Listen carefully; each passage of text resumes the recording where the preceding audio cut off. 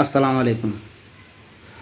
আমি একটা বিষয় নিয়ে কথা বলতে চাচ্ছি, সেটা হচ্ছে দীর্ঘদিন বাংলাদেশে যে শিক্ষা ব্যবস্থা ছিল, কোনো শিক্ষককে আন্দোলন করতে দেখিনি। দু একজন শিক্ষক হাতে গোনা, যেমন আসিফ মাহতাব স্যার, ঢাকা ইউনিভার্সিটির টিচার, উনি আন্দোলন করছেন এবং শরীফা থেকে আমরা আলহামদুলিল্লাহ সেফটি পাইছি, রক্ষা পাইছি।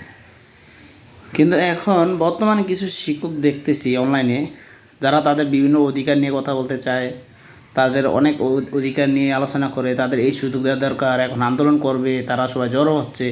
এটা একদম একটা সেম একটা বিষয়।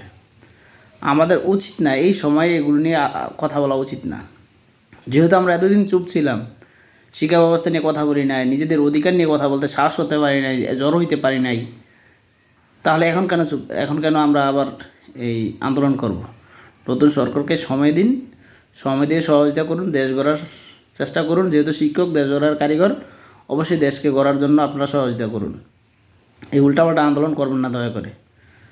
দেশের পরিস্থিতি ভালো না, হাজার হাজার কোটি টাকা ঋণে আছে দেশ। এই সময় আপনারা আন্দোলন করে অধিকার পাবেন? দয়া করে এইসব জায়গা থেকে নিজেকে শিক্ষক হিসেবে শিক্ষকের পরিচয় তুলে ধরুন। সরকারকে সময় দেন, সরকার ইনশাল্লাহ আমরা আশা করি শিক্ষকদের এই অধিকারগুলো না এগুলো নিয়ে বিবেচনা করবেন। পারলে নতুন শিক্ষা ব্যবস্থা নিয়ে কথা বলুন, এটা নিয়ে আন্দোলন করুন। আপনারা তো আসেন নিজেদের অধিকার নিয়ে কথা বলতে, শিক্ষা ব্যবস্থার যে এত 12টা বাজছে এটা নিয়ে কথা বলতে পারতেছেন না?